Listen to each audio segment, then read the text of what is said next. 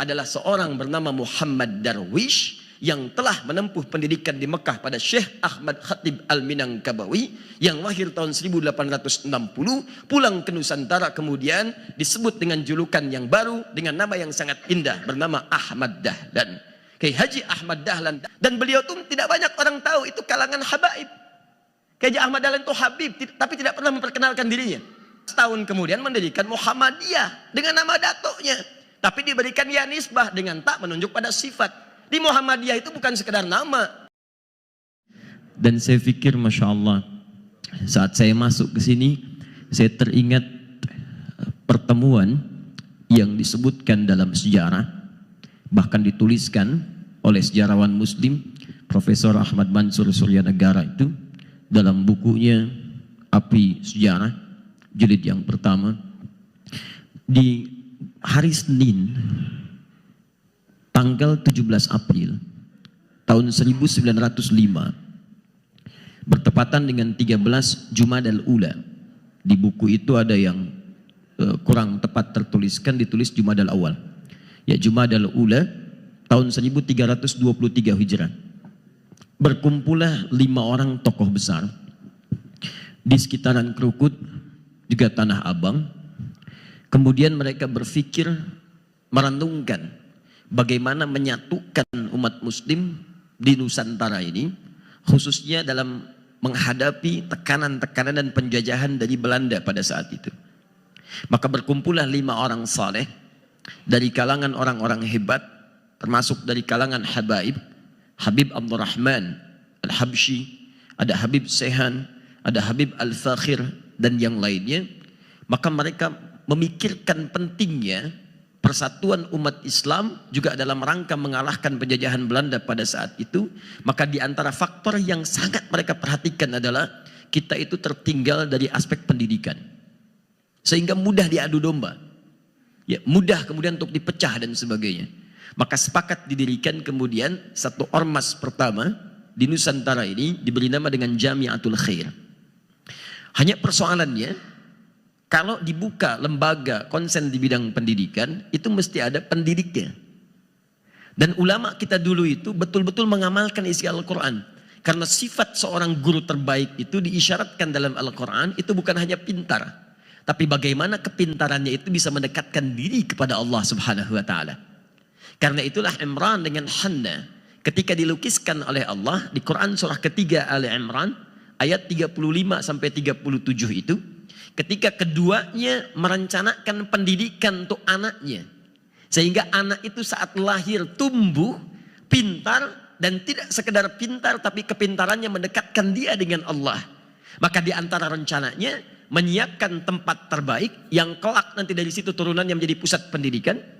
Yang kedua, guru terbaik, yang guru itu bukan hanya pintar tapi juga soleh. Karena kepintaran yang tidak didasari dengan kesolehan, maka seringkali kepintaran itu menjerumuskan dalam urusan yang tidak disukai oleh Allah Subhanahu wa Ta'ala, atau tidak bermanfaat bahkan dalam urusan dunia. Betapa banyak sekarang orang pintar yang kepintarannya digunakan untuk menipu orang. Betapa banyak ahli hukum yang pandai memanipulasi kemudian kaidah hukum yang melahirkan persoalan hukum. Betapa banyak kemudian bahkan ahli agama yang juga sesungguhnya pintar dalam bidang agama, tapi kepintarannya bukan hanya menjauhkan dia dari Allah, tapi bahkan digunakan untuk menipu umat. Sekarang kan banyak yang mengutip ayat-ayat Al-Quran, bahkan dipotong-potong, tapi pemotongannya itu menjauhkan umat dari Allah, bukan mendekatkan.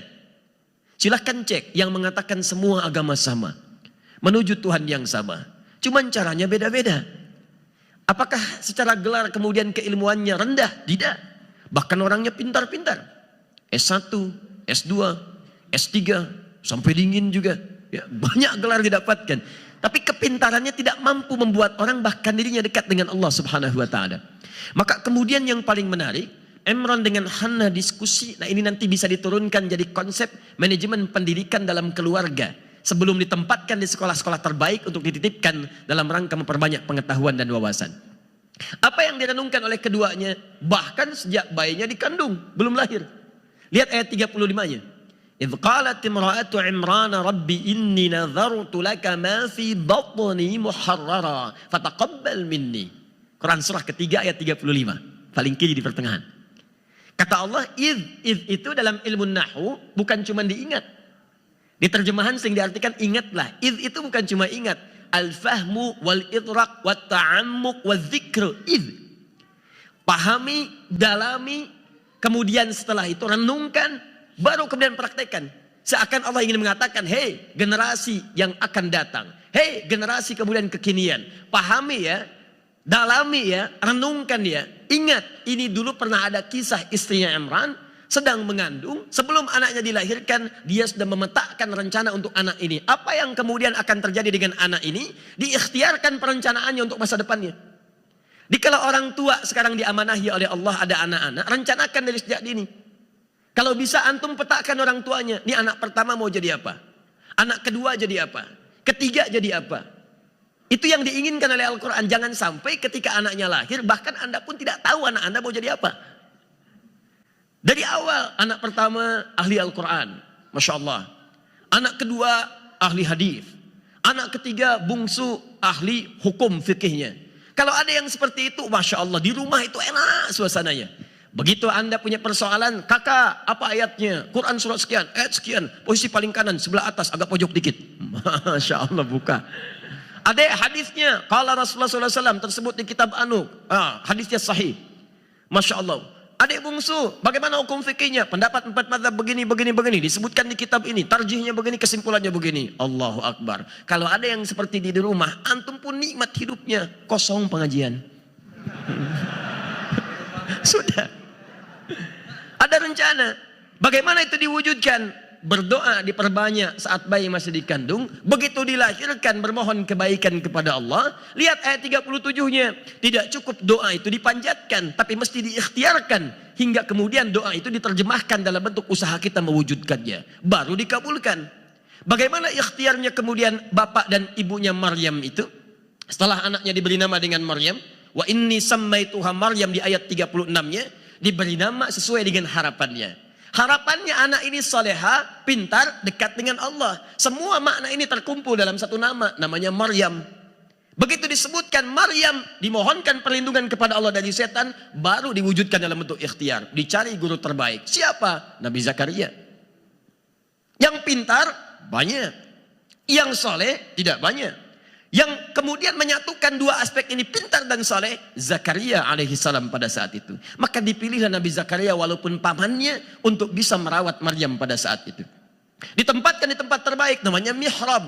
Mihrab itu satu di antara 3 tempat yang disebutkan dalam Al-Quran yang bisa memfokuskan seorang hamba untuk beribadah kepada Allah. Ada musalla, Quran surah kedua ayat 125. Ada masjid, Quran surah ke-19 misalnya. Atau Quran kita ambil surah ke-9 ayat ke-18 misalnya. Ada Quran surah kedua ayat 114 misalnya. Kita ambil masjid. Yang ketiga mihrab. Tempat spesifik pembinaan untuk mendekatkan seorang hamba dengan Allah.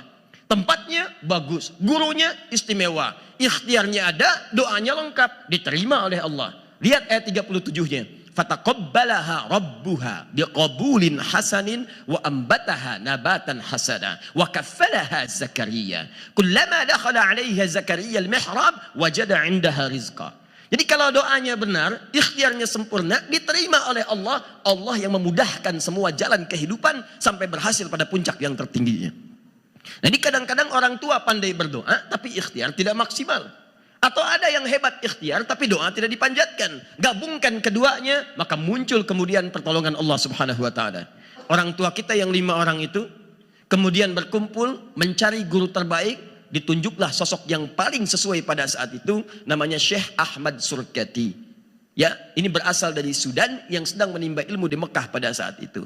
Ahmad ini menunjuk pada sifat kedekatannya dengan Allah. Disebutkan sekali dalam Al-Quran di surah ke-61 ayat yang ke-6. Surkati dari bahasa Sudan. Sur artinya ahli, kati artinya kitab. Jadi orang ini selain dekat dengan Allah, di keluarganya pun dibina oleh bapaknya untuk lekat dengan hasanah-hasanah keilmuan. Kitabnya banyak, kajiannya luar biasa, sampai dikirim ke Mekah untuk belajar. Itu yang paling populer pada saat itu.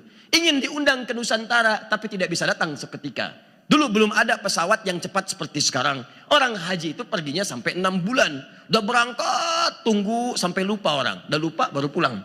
Nah, 6 bulan.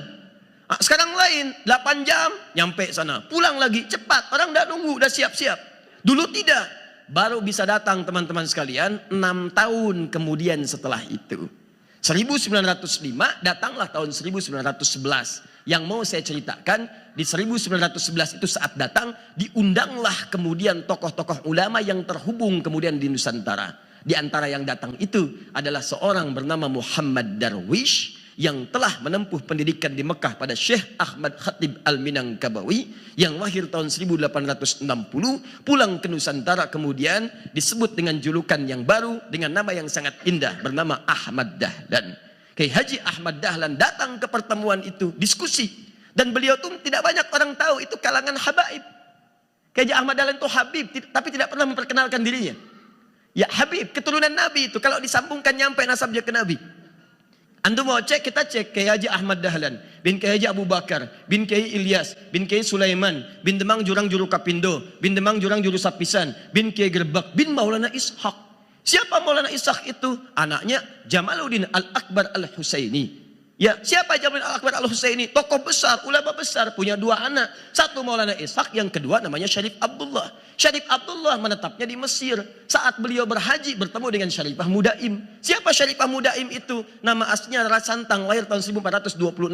Punya kakak namanya Abdullah Iman, nama aslinya Walang Sungsang, lahir tahun 1423. Adik bungsunya Raja Sengara, lahir tahun 1427. Siapa 3 orang ini? Anak dari Prabu Siliwangi, dikenal dengan Pamanah Rasa, disingkat jadi Menah Rasa. Punya kerajaan Pajajaran membentang dari Banten sampai ke perbatasan Jawa. Saat inspeksi daerah Karawang menemukan seorang perempuan sedang baca Quran. Itu muridnya Syekh Hasanuddin. Syekh Hasanuddin alumni dari Mekah, dikenal dengan Ummul Qura, maka dikenal dengan Syekh Qura. Pulang ke Karawang mendirikan pesantren, sampai sekarang dikenal dengan pesantren Syekh Qura.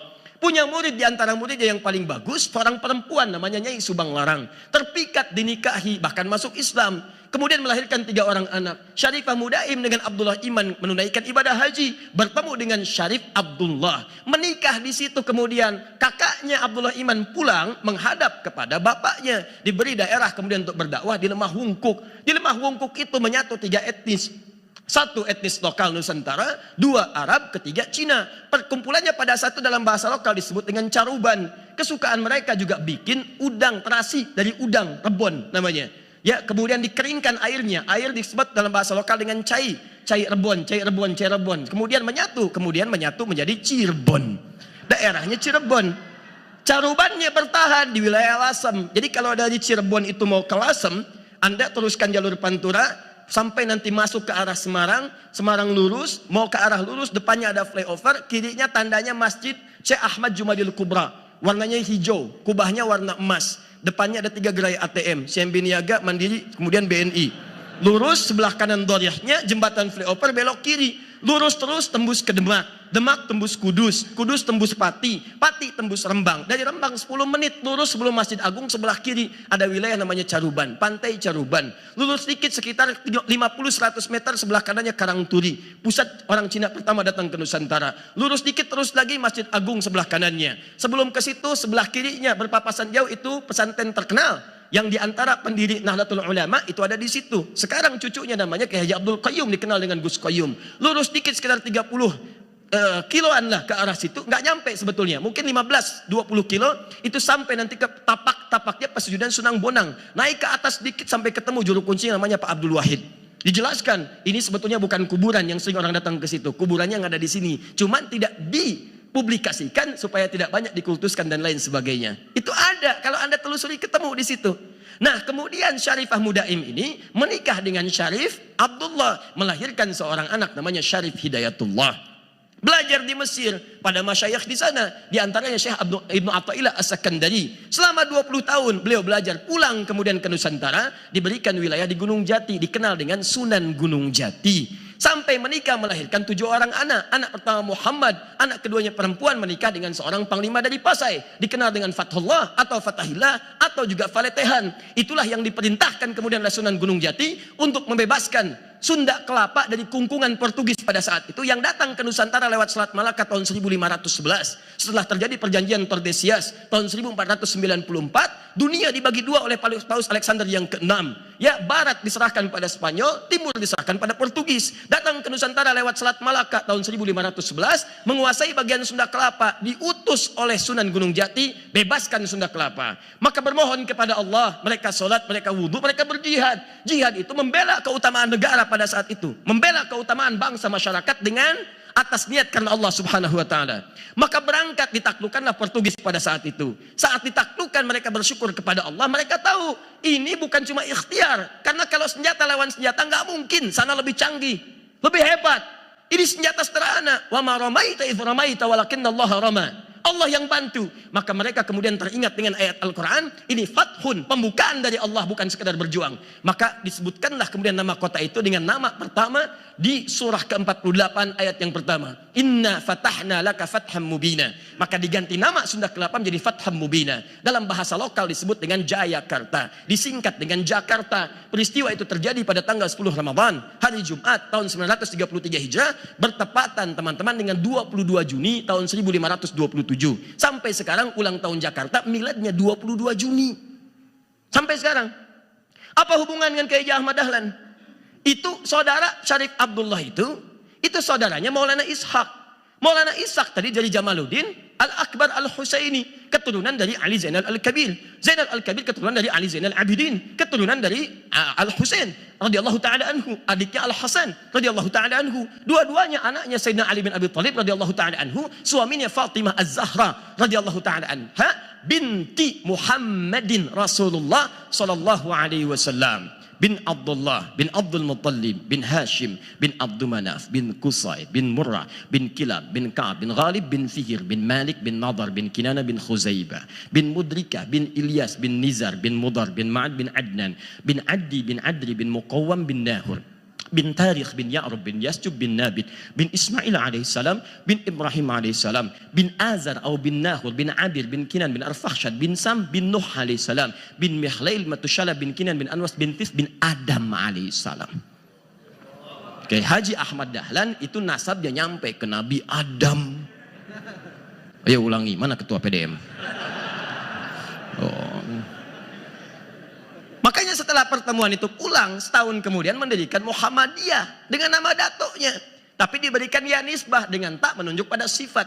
Di Muhammadiyah itu bukan sekedar nama. Muhammad disebutkan 4 kali dalam Al-Quran. Quran surah ketiga ayat 144, Quran surah ke-33 ayat ke-40, Quran surah ke-47 ayat yang kedua dengan namanya, dan Quran surah ke-48 ayat 29. Muhammad itu bentuk mubalaghah dari kata Mahmud, yang punya nilai sosial yang tinggi. Kalau dirubah jadi sifat mubalaghah superlatif, maka berubah jadi Muhammad, sifat Nabi yang punya nilai sosial dengan lingkungan yang tinggi. Hablum minan nas, hablum minallahnya disebut dengan Ahmad, sifat mubalaghah dari kata Hamid.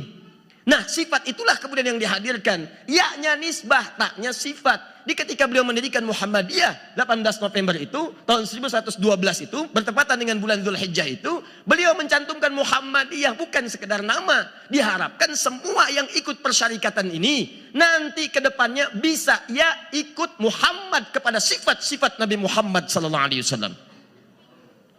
Kalau ada anggota di persyarikatan Muhammadiyah sifatnya jauh dari tuntunan Nabi, maaf, kurang bagus akhlaknya, kurang bagus perilakunya, kurang bagus pendekatannya, kurang dekat dengan Allah, maka dia harus dipertanyakan dengan kemuhammadiyahannya.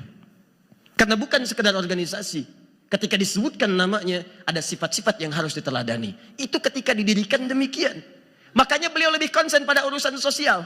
Dalam hal ini bangun kemudian rumah sakit setelahnya. Begitu menerangkan Al-Ma'un sebelumnya, mengeluarkan sifat sosialnya, praktekkan langsung. Ini hartanya, ini kumpulkan, ini bagikan. Kemudian hari kelak jadi rumah sakit, jadi panti, jadi macam-macam dan sebagainya. Itulah tafsiran terbaiknya.